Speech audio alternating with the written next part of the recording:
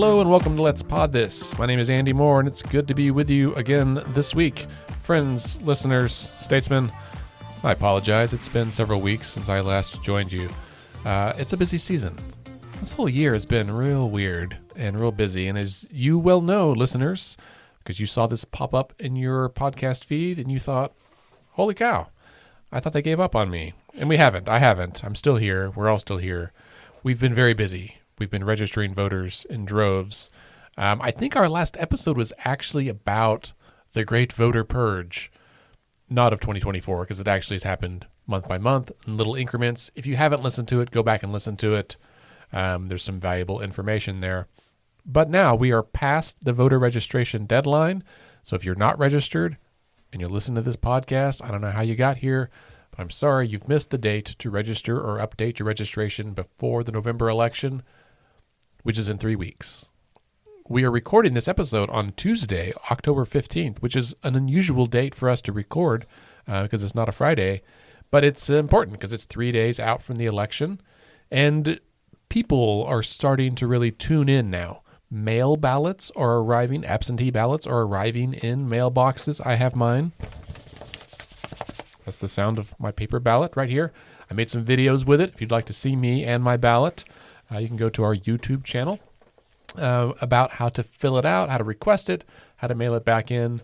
You do still have time to request an absentee ballot if you'd like. You'll have until the 21st. But we wanted to do an episode as quick as we could. So joining me today are our two fellows, Ava Woodall. Welcome back, Ava. Hi, good afternoon. And Preston Salima. Hi there. Thanks for having me. Good to be back. Good to see you guys. Thanks. We've been having a great conversation today about all things ballot related. What's on the ballot, who's on the ballot, why, what we can do about it, where to find information about it. And we'll get to all that in just a few minutes. But first, let's talk about where things stand now. Preston, you and I were discussing 538 and Nate Silver, no longer with 538, but him and some others today. Do you remember roughly what the polling averages look like right now?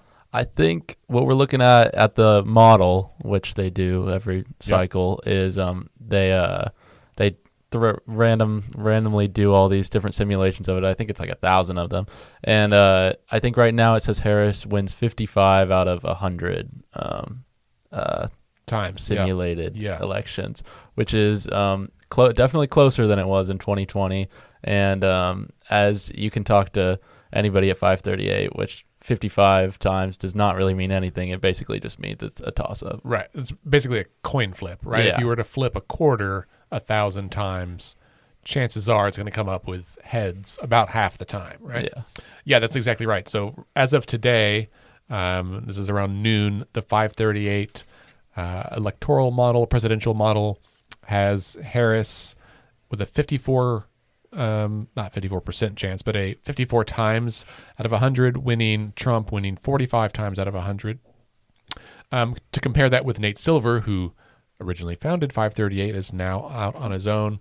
He's a Substack called the Silver Bulletin. And he has a podcast called Risky Business that I listen to every week. That's about risk, but also about politics and poker and other insufferable topics, I think. His model is similar and close. He has it at 51 to 49, Harris and Trump. So again, like even more razor thin. I think it's like 48.7, but we'll round up to 49. So any way you slice it, and if you look at the New York Times polling average, the crystal ball, all of the kind of people who make their job about trying to determine and trying to assess what's happening with elections, the presidential race is razor thin. One of the things I wanted to bring up today, because it's been discussed in some of those other political podcasts and news outlets, is prediction markets. Are you guys familiar with prediction markets at all?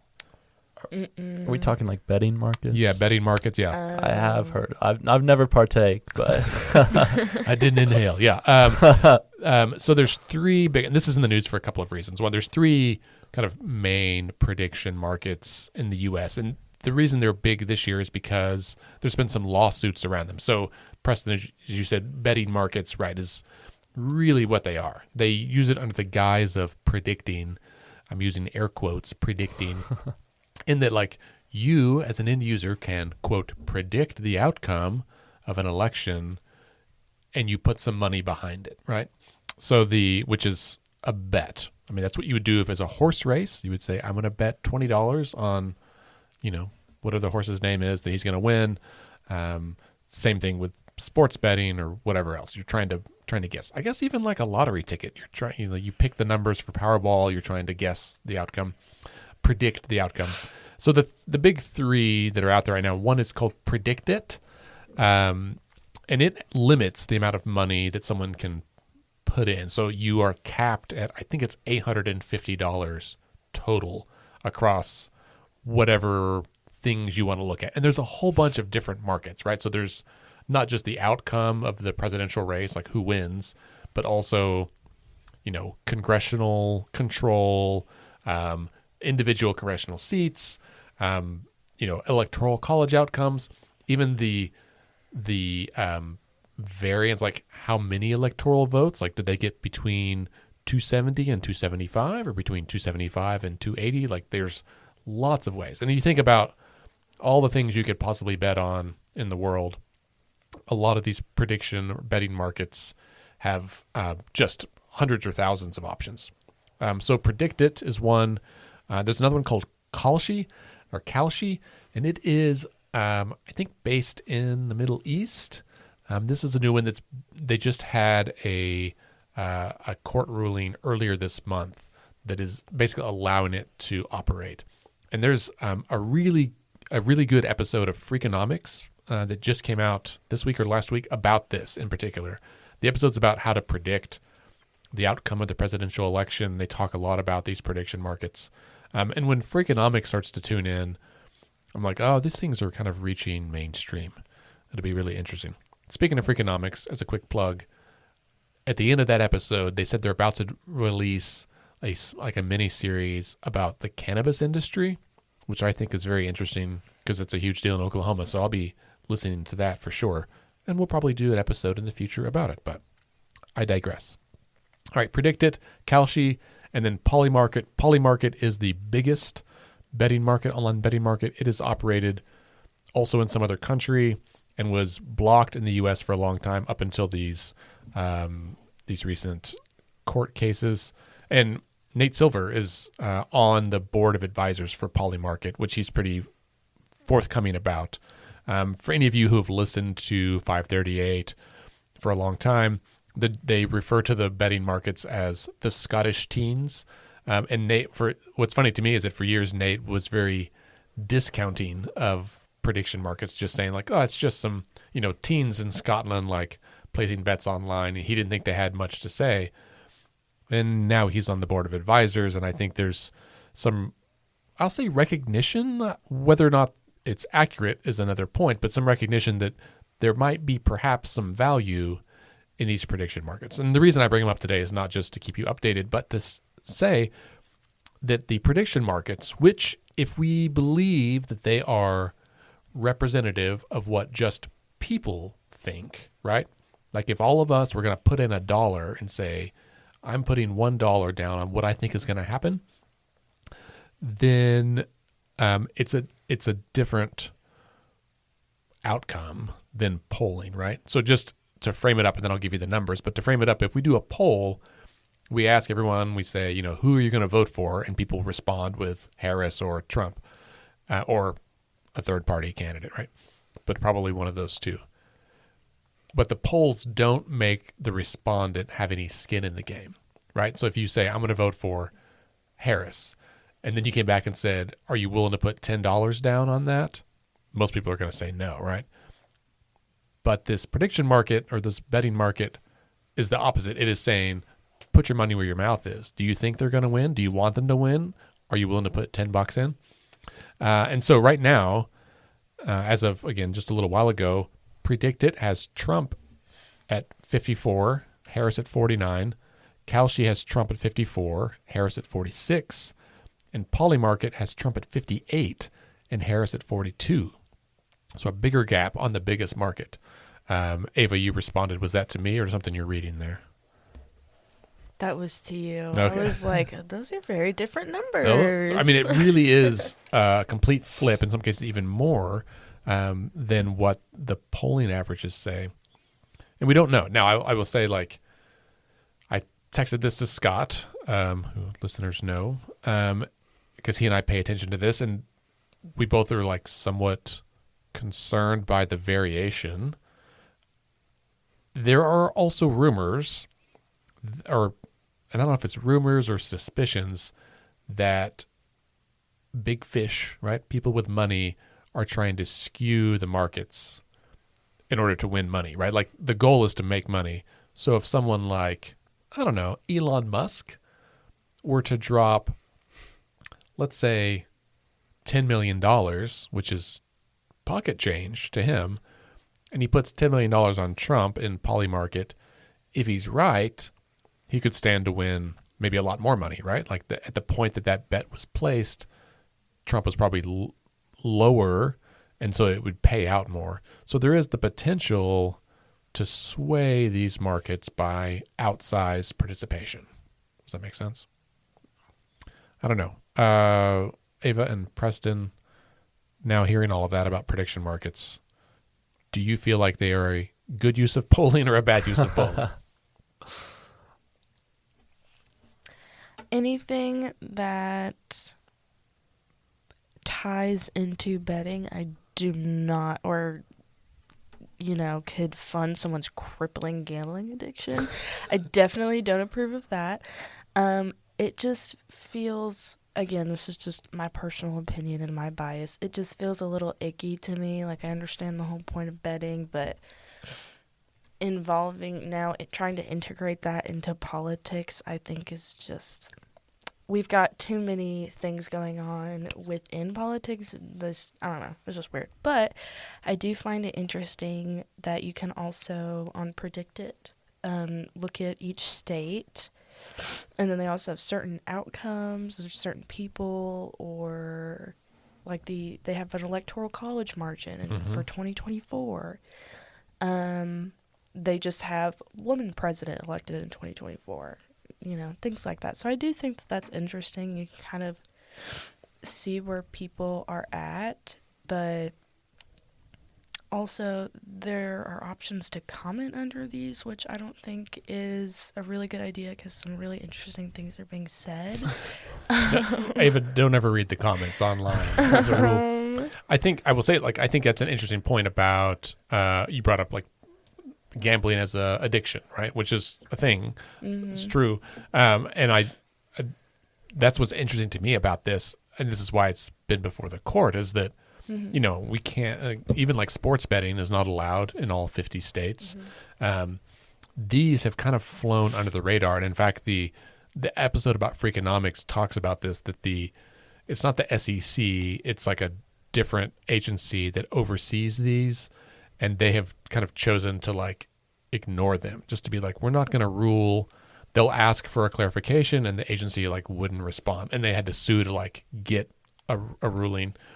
And that shows that it's like there's some uncertainty about what is the, quote, right way to regulate this, if it should be regulated. But one of the reasons we don't allow sports betting in many cases is not just for the individual gambler's experience, but because there's a history of corruption and people trying to throw games in order to win big money, right? Like, the potential for money to corrupt the outcome is like a hesitation, right? Well, we already see that in politics plenty. And the corruptive influence of money in politics is Americans' number 3 concern. Out of all the possible things out there, according to the Pew Charitable Trust in their, like, annual survey, money in politics is already, I think, people are concerned about.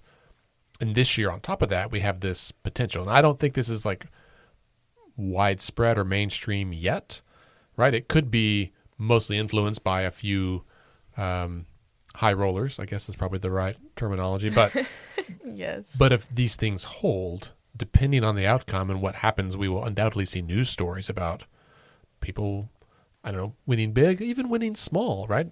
even if you don't win a lot of money, but you win some, like that could be a big deal. And depending on who it is, it could really color Americans' perception of, is this something we want to allow in our political system amidst all of its other problems? I don't think it's any good.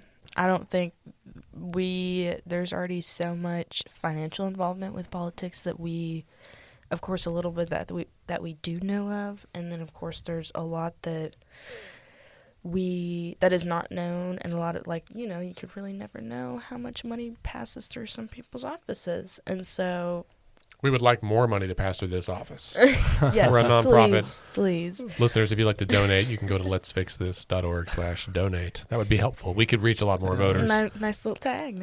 We could educate them about prediction markets. Absolutely. We could add that to our thing. Absolutely. We won't, but we could.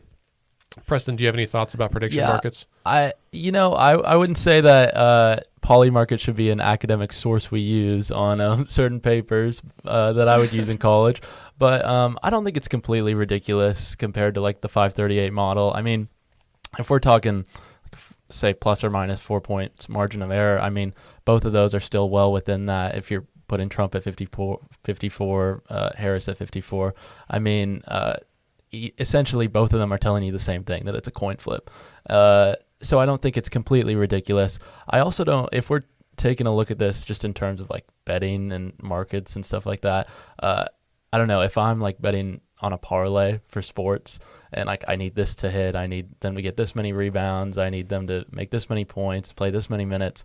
I think if you look at that, just, I don't know if that kind of translates to the Electoral College. If you're looking at Trump, I don't know if I'm doing my math correct, but I think all Trump needs to do is take back Pennsylvania and Georgia, and I think he hits 270. Yep. That's not a ridiculous parlay to say that he just needs to hit these two states. Whereas Harris, I think, if my math's right, has to do a little bit more work, and she has to hit, you know, Michigan, Wisconsin, Pennsylvania. Like, there's a little bit more work to do there compared to Trump just hitting Georgia and Pennsylvania. So I think just in pure terms of like betting, and just if we're looking at it like a sports parlay, I think it makes sense to have Trump up there. Yeah, I think that's mathematically, I think your math checks out. And there's also the opportunity or the chance for like response bias here, right? Like, so in polling, the pollsters will, you know, do the phone calls and the texts and all that stuff, and then they weight the responses to get a representative sample. And we don't know what the sample looks like. We don't know if the betting markets are all Trump supporters, and that's why he's up in these. An economist, I think, would say that if markets are free and fair, right? If it's a efficient market, then all the information is known, and people are making decisions based on what is the best outcome for them.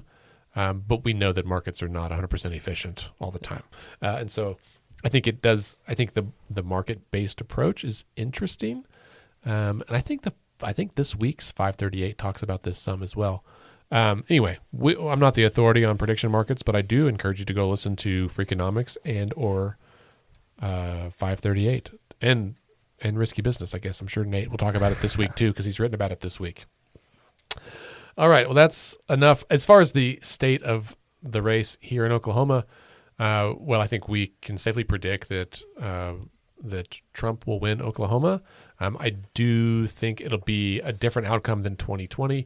Biden lost Oklahoma County by like 5,000 votes in 2020. And based on how things have gone the last 4 years and some other data points for races, I would not be surprised if Harris wins Oklahoma County. That might be the only county. I think the gap in Tulsa County was more like 50,000 votes. But we'll see. There's a lot of stuff we don't know. And polling is really difficult. Preston, as you and I were talking about earlier, we expect that there will be a polling error. There's always a polling error, but we don't know what it is or which direction until after the election. And then we can look back and say, oh, they underestimated or overestimated a candidate. And so we'll find out. And I actually haven't seen hardly any polling in Oklahoma that I remember seeing. Usually there's a few of those that will put out some stuff, but I haven't even seen anything. Those often do come out just in the last couple of weeks before an election. And since there aren't any statewide elected offices, except for the Corporation Commission, but that's not the same as like a governor's race. I don't think people are as aware, and so I don't think that I've seen any polls, but I'll check. Okay. Well, on that note, let's make a pivot, and we're gonna go talk about what's on our ballots. A happy little trumpet to signify that change in topics. Have you guys looked at your sample ballots online yet? Many a time. Many times? Absolutely. Listeners, if you don't know, the sample ballots are available now. You can go to the Oklahoma voter portal. If you just Google OK voter portal, you'll find it. You can log in first and last name, your date of birth, and you can go and view your sample ballot right now. You can print it off. You can use it as a cheat sheet, whatever you want to do. We'll go through this top to bottom. Is there anything that stood out to you guys so far from looking at your sample ballot? I do have one question for Yep. sure. What are the little mascots for the single party straight or the straight voting? Straight party voting. 'Cause Ava those wants are to know. not what they're usually. Oh, by supposed to mascots, be. you mean the little icons next to it? Yes. This is an excellent question. So when you look at your ballot, it's in 3 columns, left to right. The first column just has one item, and it says straight party. A straight party vote is a vote for all candidates of that party in partisan races. It also has instructions for how to fill in the box versus check it. So, listeners, as a reminder, your ballot's like a Scantron. In fact, it is a scannable thing. You have to color in the whole box, not just check a box. I think we say that in common parlance, like check the box for whatever. No. Bubble in, right? They're square, but bubble them in. Anyway, Ava, your question about under straight party voting, it says libertarian, and there's a porcupine with 3 stars and a bowl cut. And then Republican, I think that's an eagle, maybe? I think so. It's a little fuzzy. And then Democratic, and there's a rooster. So these are symbols for the party. This is a state level thing. This is not a national thing. Because we think about Republicans being associated with elephants and the Democrats with donkeys, right? Yeah. From what we read earlier, the symbol of the donkey goes back to Andrew Jackson, who was referred to by his opponents as a jackass. They kind of faded away, and then a political cartoonist brought it back around the Civil War, around 1850, I think, or 1870. And back then, I think in the state, they could just kind of pick whatever they wanted. And my understanding is that for the Democrats, the rooster was about being loud and proud, right? And there used to be campaigns that say like stamp the rooster. So they would advocate for people to vote straight party by stamping the rooster on their ballot and voting for all the Democrats. I don't know. I need to reach out to Chris Powell or someone with the Libertarian Party. I'm sure I've read a story about why they're a porcupine. I don't know if there's a word bank or like a list of emojis they can choose from. It seems like they could do something else. Yeah, I don't know if pin the tail on the donkey works as well as stamp the rooster. Yeah. But I do know the Republicans picked an eagle, like a patriotic symbol. I get that. And in 1992, when Ross Perot ran, under his party line, they used an eagle as kind of their symbol, and there was some consternation here in Oklahoma that it was going to confuse people with having 2 eagles. I don't think most voters even know this is on here, because it's not something we use anymore. And here at Let's Fix This, we advocate for elimination of straight ticket voting. I did pull up a news story from a few years ago, and that in the 2022 election, about 40% of Oklahomans voted straight ticket. It was much of those, I think like 70% of those were Republicans and about 30% were Democrats and a few Libertarians. But it is like a shortcut, right? It's a way to say, I'm just going to vote for all these people. The problem, as we'll discuss in just a minute, is that on your ballot, you probably only have 3 or 4 partisan races. The rest are nonpartisan judges, justices, state questions, etc. this year, if you live in like Tulsa County or Tulsa City is voting for mayor, and that'll be on the ballot. So in some places you may have 2 pages of ballots. You may have a municipal ballot as well as your state ballot. But so Ava, I don't really know why there's a rooster aside from being loud and proud. I don't know why they chose eagle. I definitely don't know why they chose libertarian. I asked a few people in a group chat, and Chris Powell just said the rooster lives, but that doesn't answer anything about the porcupine. So I'll see if I can find out before our next episode. As a reminder, you don't have to vote straight party. Also, as a reminder, that box is not your political party affiliation. I think I hear this most often as voters say, oh, I thought that was about me, that I was supposed to like declare which party I am and then go vote for candidates. And that's not the case. You can just skip that straight party voting and vote straight for the candidates you want directly. All right, so going down the ballot, here's all the categories that you are likely to see. The straight party thing. Ooh.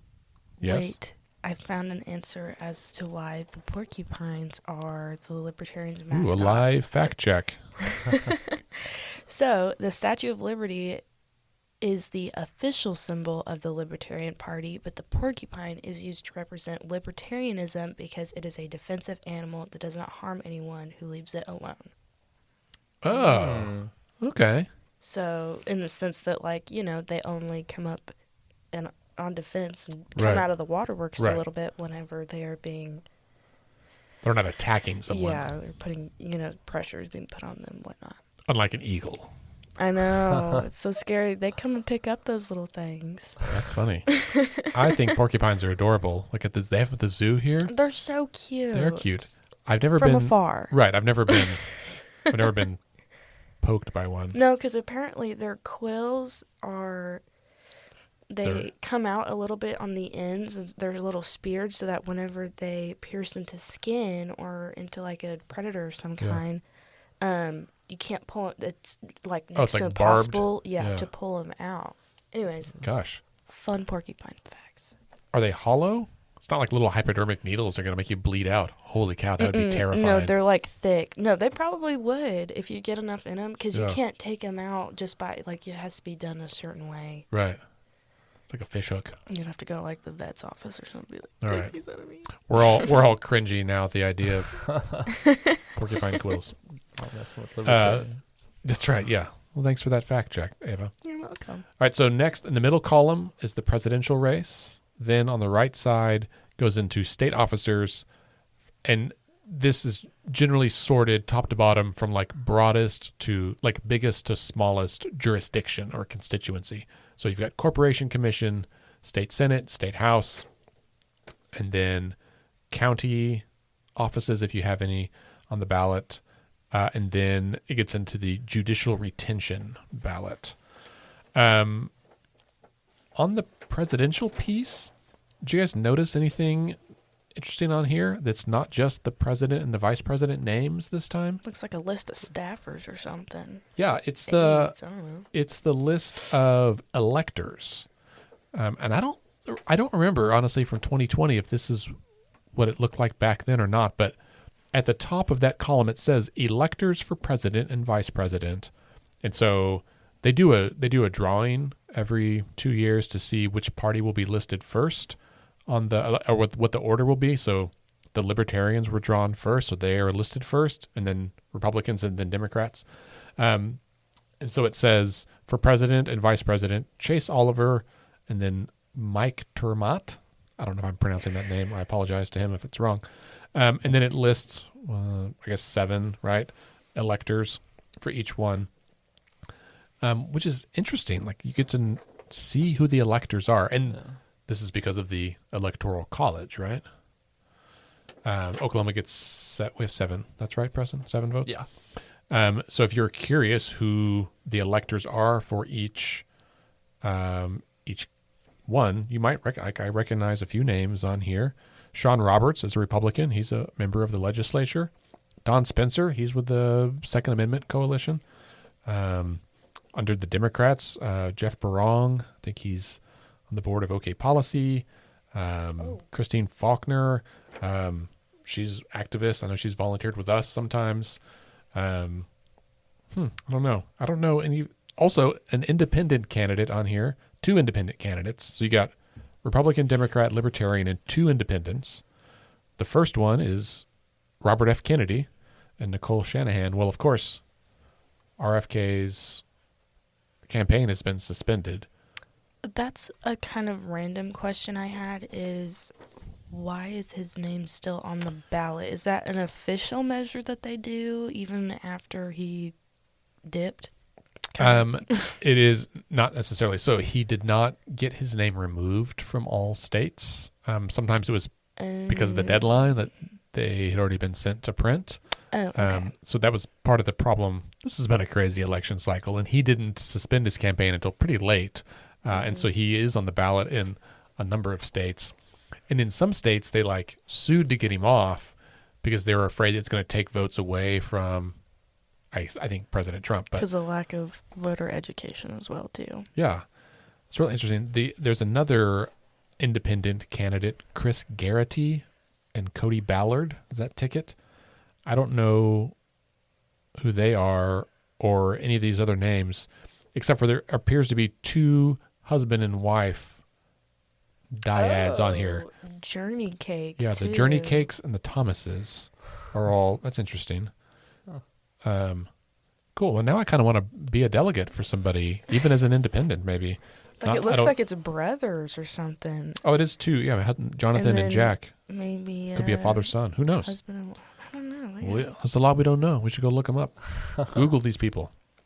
Anyway, you're voting for the candidate, and then the electors are presumably bound by law to vote for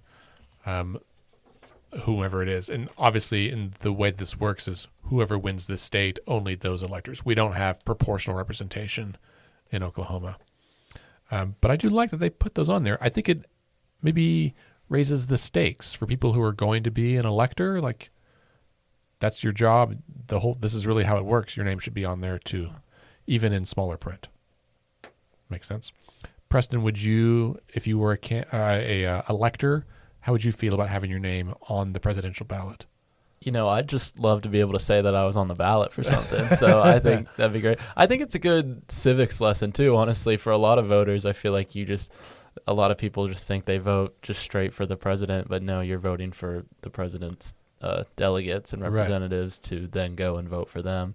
So I think, honestly, I mean, this is going to be my first presidential election, so I couldn't say whether or not they were on the ballot in 2020. But if they weren't, I do think this is a good change. I'm going to have to go Google this because I really don't remember it. But a lot has happened since November of 2020.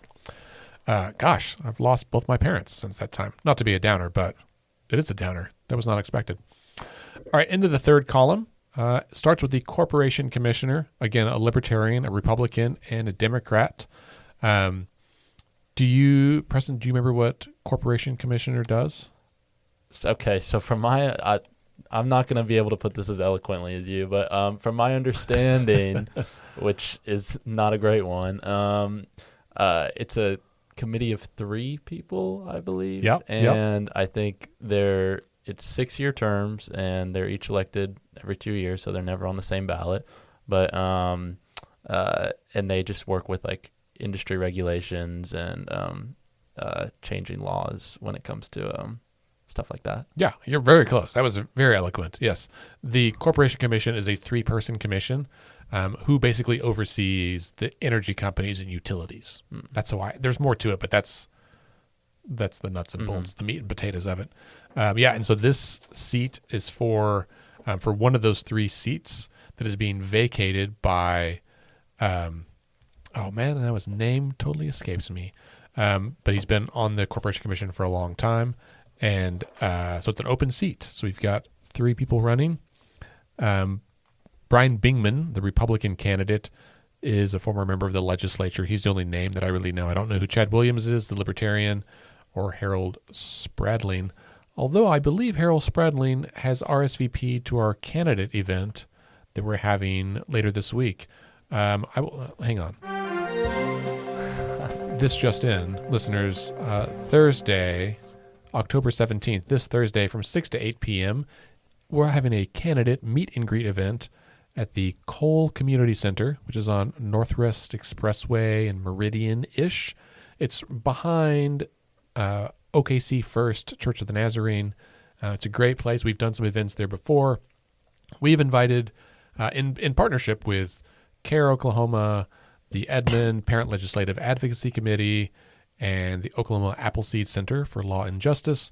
We've kind of gone in together to host this event, and we've invited all of the candidates who are going to be on the ballot in Northwest Oklahoma City, so in the Northwest quadrant. So basically from I-40 to Memorial and from Broadway Extension out to Council, right? So that's basically the Northwest quadrant.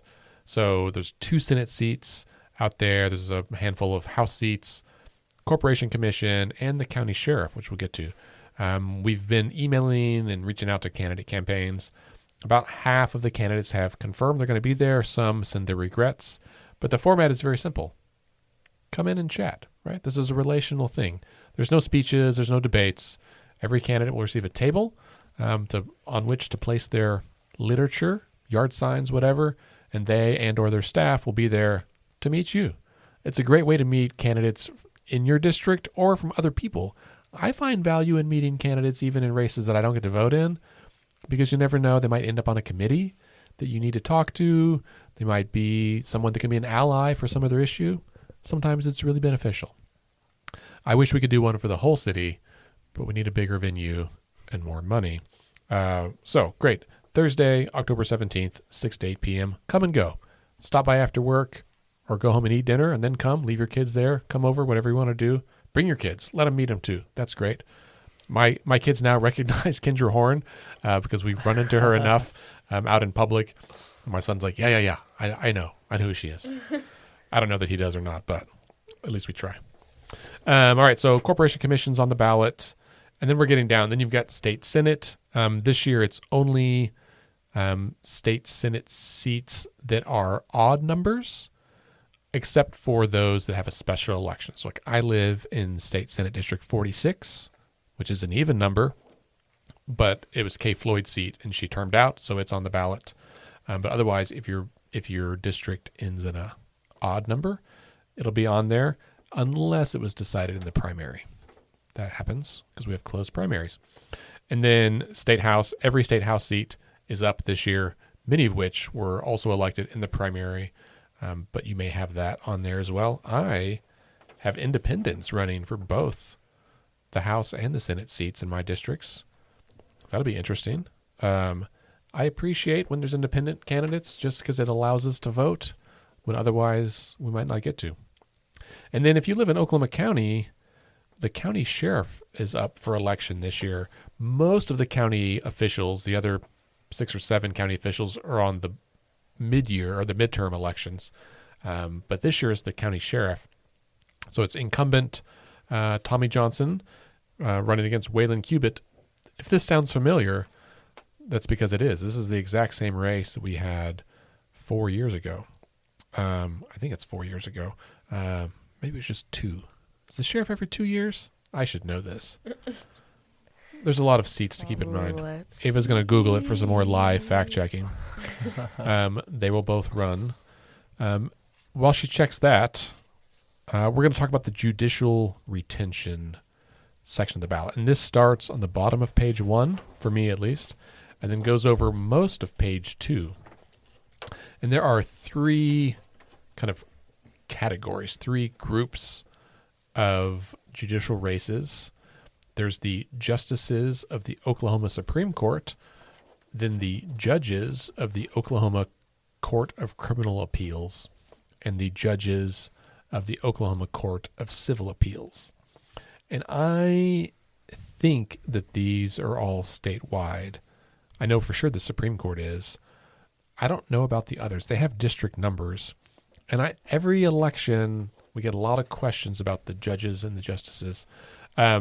Preston, you were looking into this a little bit earlier. Can you give us, in very general terms, what those 3 courts do? What kind of cases they see? I'm really being put on the spot here today. You are, that's right. You got this. You got this. So obviously you've got the state Supreme Court, which is going to be the highest court for civil cases, and then the Criminal Appeals Court is going to be kind of side by side with that, which is going to be the highest court for criminal cases.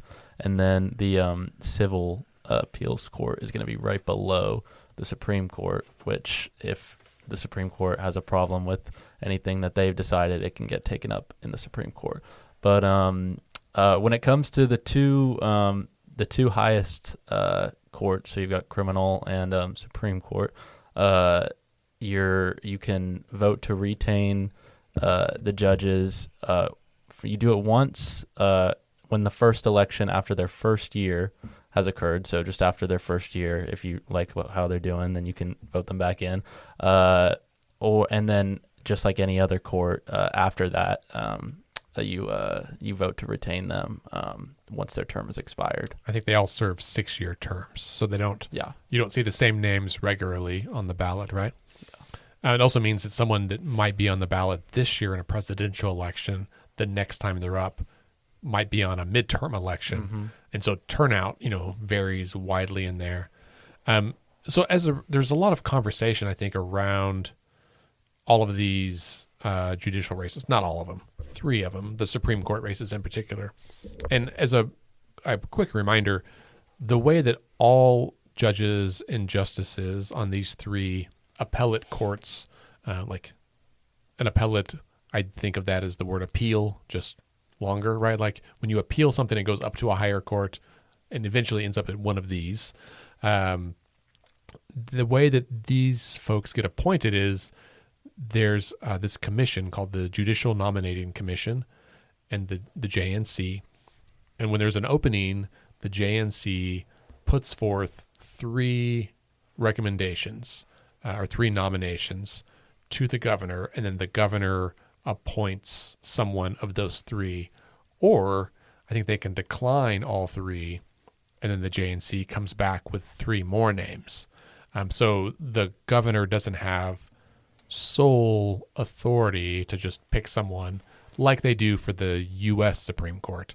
Here they get 3 and they have to pick one of those 3, which is kind of like when I'm talking to my kids and I'm like, what do you want to drink? You've got water, milk, or orange juice. Like those are the 3 options. You can pick one of those. And they say root beer, and I say, nope, that's not an option. Pick one of these 3. I have a question, Andy. Yeah. Is the you said it's called the JNC? Yeah. Is that appointed by the governor, or how does that work? It is, I believe it's run entirely by the Oklahoma Bar Association. Oh, okay. So there's some like industry, or not industry, but like professional expertise there, right? That's good. Yeah. So there's some vetting that occurs. The Bar Association doesn't, which is also why they don't normally advocate for or against candidates. There's some like other district courts that we sometimes elect. There's none of those on my ballot this time, but you, depending on where you are, listeners, you might have them. And sometimes, rarely, the bar will provide some information. Usually if there's been some sort of like criminal activity, that's pretty rare. But in this case, there are some groups in Oklahoma that are actually challenging the retention of all 3 Supreme Court justices. And just to kind of level set, unlike most elections where you're voting for somebody or for somebody else, these judicial retentions, you're just voting yes or no. Yes, retain them, keep them in the position, or no, kick them off. So I think when people say like, vote those bums out, that's like a retention type thing where you can vote no, I don't want them. That only happens in Oklahoma on judicial retention ballots. To my knowledge, no judge or justice has ever not been retained. Sometimes it's because we don't know a lot about them, but more importantly, it's because the chances that someone rose to this level of prominence in their career and were bad at their job somehow is like very rare, right? Like they've had to have been working for a long time, most likely, doing good work, impressing lots of people, keeping their head down, staying out of the news, like just kind of doing their job as a judge or justice, moving it through the ranks until the JNC nominated them and a governor chose to appoint them. So it's a hard road in the first place. And so generally we don't even know their names, right? These are like public servants who do their work behind a big desk with a fancy robe, and often we don't know them. As it so happens, the Oklahoma Supreme Court, which has 9 members altogether, 6 of those were appointed right now. 6 of those have been appointed by Republican governors, and 3 of those have been appointed by Democratic governors. And it's those three democratically appointed ones who happen to be on the ballot all together this year. And so there are some conservative organizations running a campaign to try to encourage people to vote no on them. By the mailers I've seen are like advocating or alleging that, Oklahoma Supreme Court is liberal and these are the reasons. To be clear, it's 6-3 on most things. On the rare occasion there's a 5-4 vote, it is usually on the right side of the legal precedent, I think, without making a major departure. Also, of those 6 Republican appointed justices, 3 of those were appointed by Governor Stitt just in the last 6 years. So he's already had 3 appointments. And so if these 3 were not to be retained, the governor would get 3 more appointments, which means one governor would have appointed 2/3 of the state Supreme Court. And I don't care how you feel about it politically. That seems like a skewed check and balance, right? We shouldn't let one branch of government appoint 2/3 of another branch. That seems, especially like the same person. One of the things that's different in Oklahoma than like the federal or the U.S. Supreme Court is that, we see at the federal level what happens when justices feel beholden to the president or even the governor that appoints them. If we didn't have, life tenure, and that they have when we do have life tenure, when someone is like in the position, like in the U.S. Supreme Court, where they're just there forever, then they're not accountable to anybody. And by allowing this retention ballot, at least provides the opportunity for some sort of accountability. They have potentially a credible fear about that. But what's also unique about this is that justices can't run, like they can't mount a campaign to be retained. You can't like run a retain me campaign unless someone opposes them, and that only happened just recently. I haven't even really seen campaign finance filings yet. There have been several news stories. Oklahoma Voice, Oklahoma Watch, both wrote stories about this. I'll link to those in the show notes if you're interested. But it's real interesting. This is, to my memory, this is the first time that this has really happened. I think my main concern is I don't want to see the judicial branch become just like another one of those political branches of government, like the governor's office, like the legislature. I think we, as a society, benefit when the judicial branch is a little more apolitical. Well-rounded and even. Yeah. All right. So, and then I don't know anything about any of the other justices or judges on there. The one elected race that is not on my ballot, but very likely could be on many of yours, listeners, is a race for Congress. Oklahoma has 5 congressional seats. All 5 are up. I live in Congressional District 3, which is represented by Frank Lucas. I moved 1 mile, and I moved congressional districts because of gerrymandering. Mm-hmm. So I used to live on the north side of 23rd Street, and I live on the south side. I moved from 26th to 19th, and that changed congressional districts, which is bananas to me. Considering how extensive your specific district is and how far north it goes, right? It's really ridiculous. Right. So I, along with the voters in Guyman, get. We don't get to vote because he's not on the ballot. Frank Lucas is not on the ballot this year. I don't think he had an opponent. But if you live on the north or east side of Oklahoma City, then you do have an election between Stephanie Bice and Madison Horn. If you live in the southeast, like Tinker Air Force Base area or southern Oklahoma, you live in Tom Cole's district. Tom Cole is running again. As a Republican, he's the incumbent. He has a Democratic challenger, Mary Brannon, and an independent named James Stacy. And then up in the Tulsa area in eastern Oklahoma, both Kevin Hearn and Josh Burkeen, both Republican incumbents, have challengers. Kevin Hearn is being opposed by Dennis Baker and Mark Sanders, a Democrat and an independent. And Burkeen is being challenged by Brandon Wade and Ronnie Hoskins, an independent and a Democrat. So every congressional race, except for the one I live in, gets to have an election this year. So encourage you to read about these candidates. If you're not sure where to get information about your district, about the candidates, or about other issues, I have good news, listeners. The League of Women Voters. Hang on. This is worth another news blip. I'm going to get my money's worth out of our soundboard. The League of Women Voters Oklahoma Voter Guide for 2024 is now available. You can go to okvoterguide.com or your local library or any of the coffee shops at which we're going to go deliver them later this week. We also have it linked on our website. If you go to letsfixthis.org/vote, our little voter hub, we'll link directly to it on there. Did I miss anything on the ballot? I don't know. Do we have any referendums or issues? Ah, yes. Definitely double, triple check your sample ballots. I'm glad that I did with mine because I currently have 2 ballots for next month. A couple of propositions for the city of Edmond. So definitely do your research on that because those are some pretty thick paragraphs. So yeah. definitely read up beforehand. That's an excellent point, Ava. To me, the value of the sample ballots is the chance to see what you don't know before you get in there.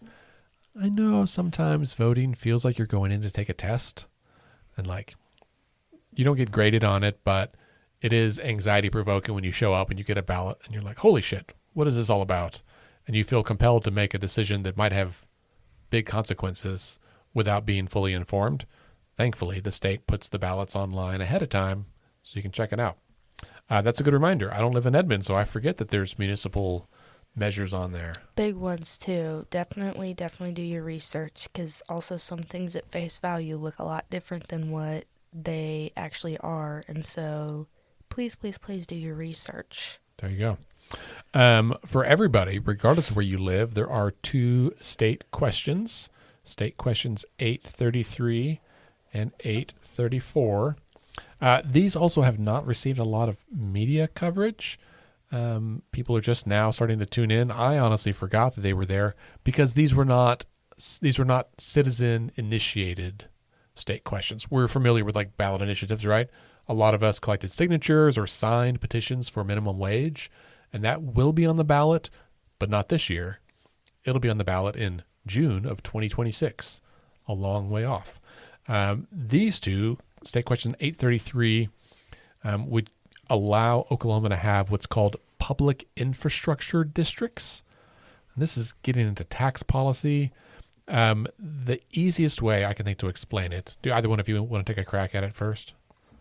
You're not going to want my battered explanation of that. Yeah, that's all you. I'm not going to do that to the people. It would.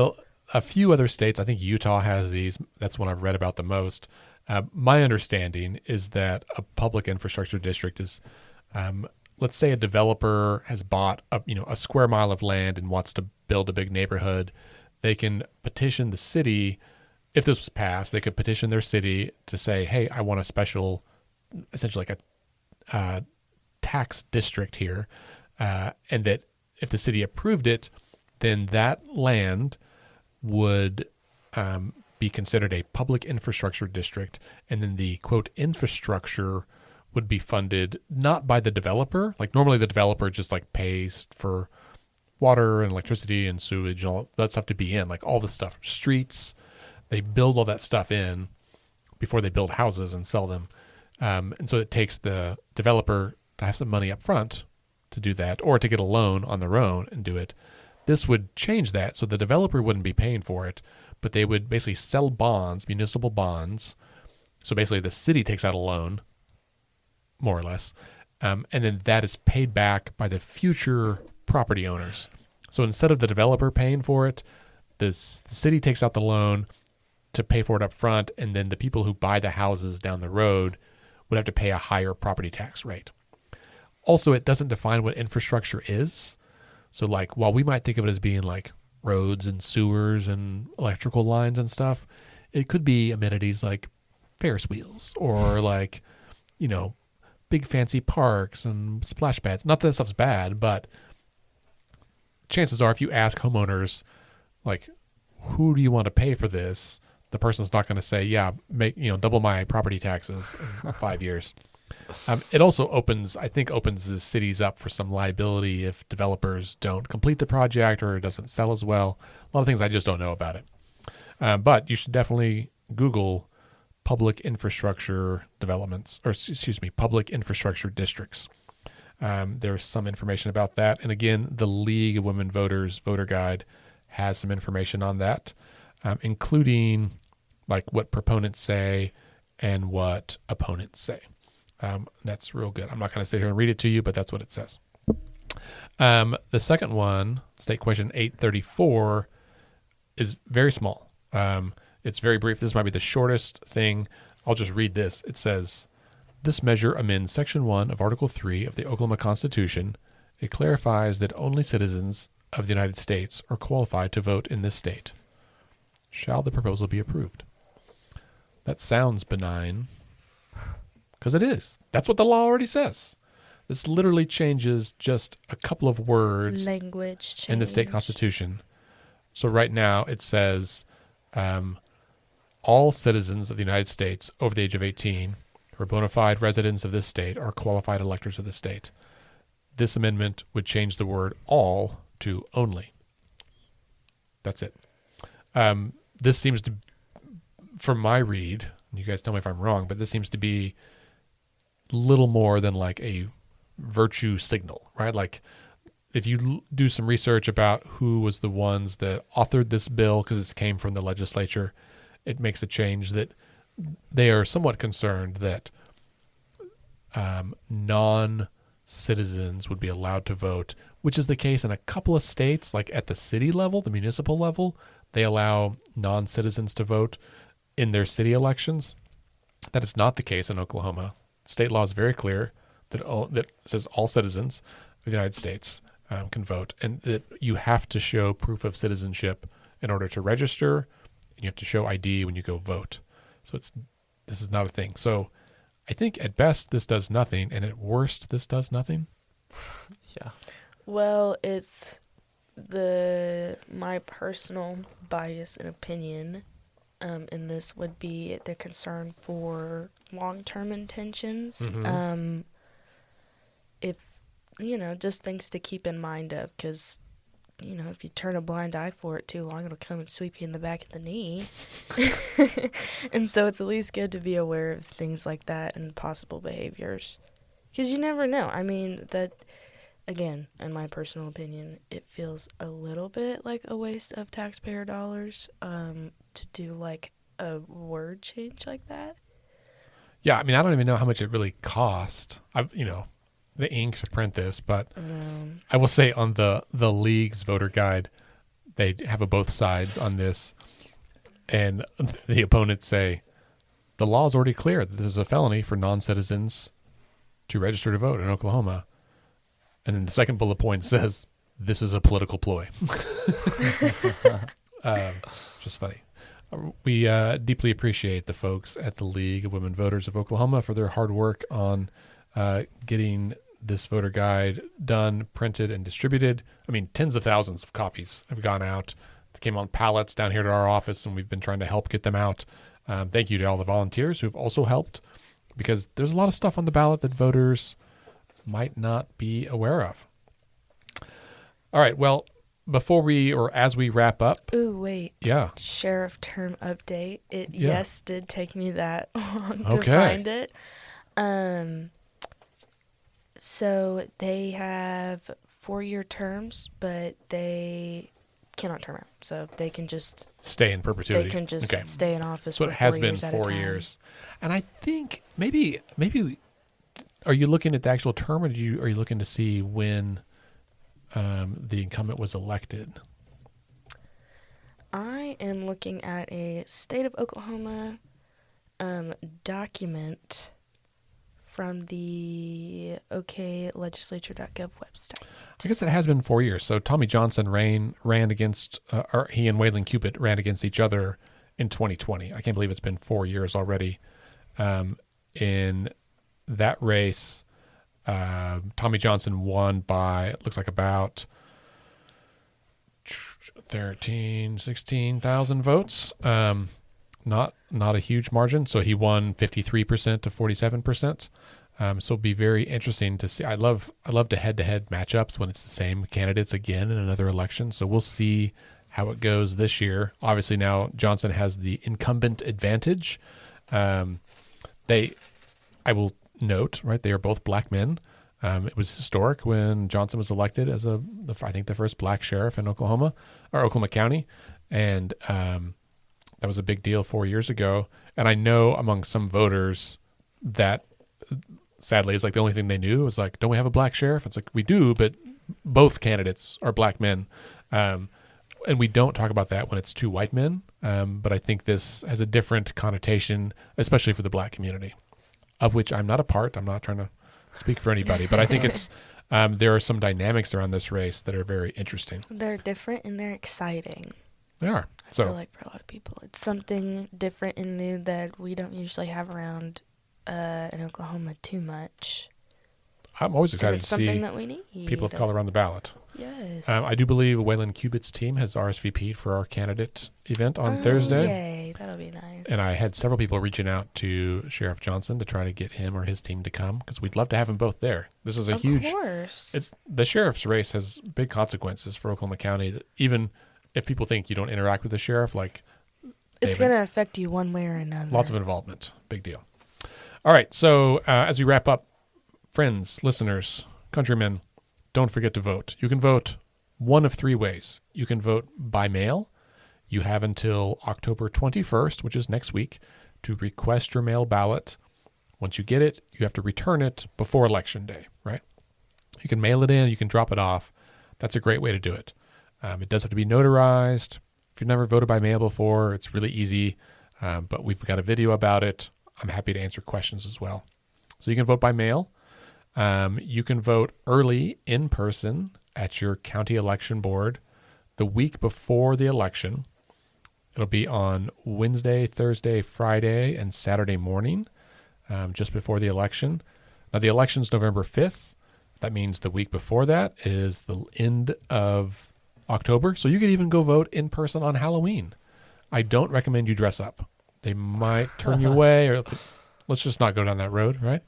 Don't dress up like... Keep all the props at home, folks. As funny as I think it would be to be dressed up like Abraham Lincoln or I'm just a bill on Capitol Hill or whatever, the elections the deputy officials... sheriffs would not appreciate it. Elections officials, you got to show ID. So, but you can go early in person. Just Google your county election board and go there. And then, of course, the third option is to vote in person on Election Day at your local polling place. If you're not sure, you can check your voter ID card, or as we said earlier, you can go to the Oklahoma voter portal to look up where your polling place is and then go there. Avo, how are you planning to vote this year? Me and my best friend are going to the Oklahoma County Election Board and voting early this year for the first time. Ooh, okay. It is her first time to vote. It is my second or third. But this is your first presidential race. First presidential race. But we're super, super stoked. Definitely just personal suggestion. If you ever go in person to vote, especially on election days, just go early vote. It's easy. It's easy. It's fun. Sometimes it's a big line, but sometimes that's a big party. Hey, that line's going to be 10 times bigger on election day, so I don't want to be. I've sat in line with my mom almost at 7 p.m., just crossing our fingers, hoping that that she was able to vote right before the cutoff time at 7 p.m. Right, and as long that's as not you're something I'm wanting to risk. Yeah, as long as you are in line, if you vote on election day, if you are in line at 7 p.m. when the polls close, you will get to vote. You have to be in line, but they'll usually bring everybody inside and then close the doors. Preston, what about you? How are you planning to vote this year? I'm going in person day of. All right. I've never done anything else. My mom says I don't come home enough, so it gives me an excuse to visit her and participate in civics at the same time. There you go. I'm Well, excited. that's nice. Way to be a good citizen and a good son. Appreciate it. Oh, that's nice. Since election day is on a Tuesday, which is Preston's usual day with us here in the office, maybe we should just make it a party. We'll all go vote not with Preston. We'll just be a cheering squad. I know we can Can be peer over my shoulder at That's the right. ballot box. That's probably called electioneering. We won't do that, but it's fun. Good. I will answer as well. I have my mail ballot here in my hand, and I'm considering mailing that in just to get the hassle done with. But I think my wife wants to go in person, and we like to go together. So I may wait, not send this in, and just when I go sign the little affidavit that I didn't return my mail ballot and then vote in person. That Are way you we going to can go take our on daughter. early dates? We'll probably just go on day of, but I don't know. We'll see how much anxiety I have between now and then. Get it done. Maybe I'll go with you and your friend and vote early. Be my best friend, yes. We're going to go out and eat lunch after and There you make go. a day out of it. A positive voting experience. That's what we all A need. positive voting experience, indeed. Listeners, thanks for being here today. However you are planning to vote, make a plan now. Don't do like me. Do like Ava and Preston. Make a plan, pick a date, pick a time, pick how you're going, where you're going. Make sure you've got everything you need. Go to okvoterguide.com. Make sure you are fully informed and ready to go. Then go make your vote count. All right, we will talk to you hopefully before the election. If not, then definitely after. Have a good week.